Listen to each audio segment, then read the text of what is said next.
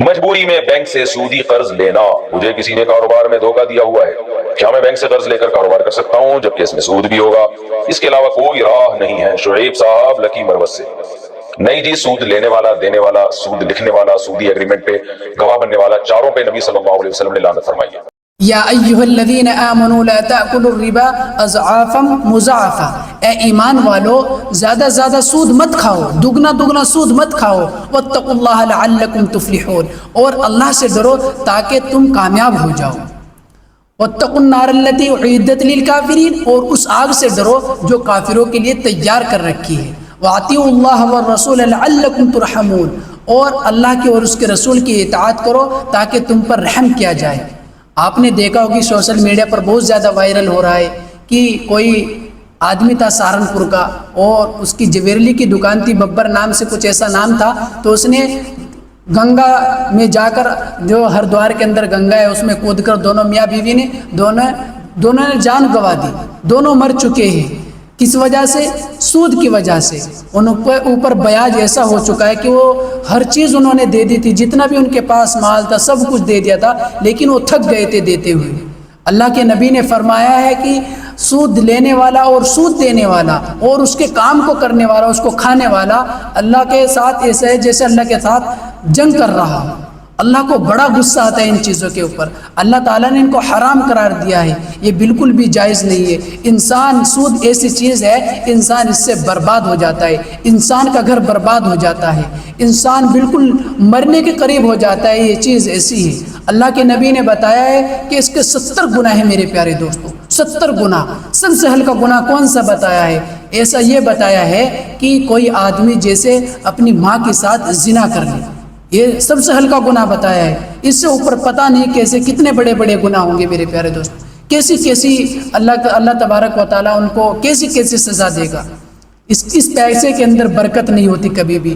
اس پیسے کو لینے والا اور کھانے والا، اس کام کو کرنے والا کبھی کامیاب نہیں ہو سکتا. وہ ہمیشہ پریشانی کی حالت میں رہے گا، ہر وقت ڈپریشن کا مریض رہے گا. اللہ تعالیٰ نے ان چیزوں سے منع کیا ہے. اپنے آپ کو ان چیزوں سے بچاؤ، سود لینے سے بچاؤ. آپ سکون سے 2 روٹی کھا لے، چٹنی کے ساتھ کھا لے، لیکن ایسی چیز کے اندر مت پڑو. انسان ایسی چیز کے اندر اپنی جان گنوا دیتا ہے.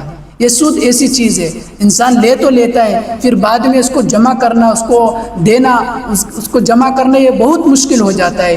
بیاج سے بیاج چڑھتا جاتا ہے. آپ نے کوئی قسط چھوڑ دی، اس پر بیاج لگ جاتا ہے. آپ نے کوئی سامان خریدا ہے، آپ نے بینک سے کوئی لون لیا، آپ نے اس کو ٹائم پر جمع نہیں کیا، تو یہ آپ کو اوپر اس پہ کچھ % بیاج لگتا بہت زیادہ ہو جاتا ہے. اس کو ہم چھوٹی چیز سمجھتے ہیں. جب اللہ تبارک و تعالیٰ نے اور اللہ کے نبی نے ان چیزوں سے منع کر دیا تو ان چیزوں سے اپنا آپ کو بچائے میرے پیارے دوستوں. اللہ تبارک و تعالیٰ دنیا کے اندر اس کو سزا دیتے ہیں، ایسے مال کھانے والے کو اور ایسے کام کے کرنے والے کو، کھانے والوں کو بھی، لینے والوں کو. اللہ کے نبی نے ان چیزوں سے منع کیا، اللہ تبارک و تعالیٰ نے ان چیزوں سے منع کیا ہے، تو اپنے آپ کو سود سے بچانا ہے. یہ سب نیت.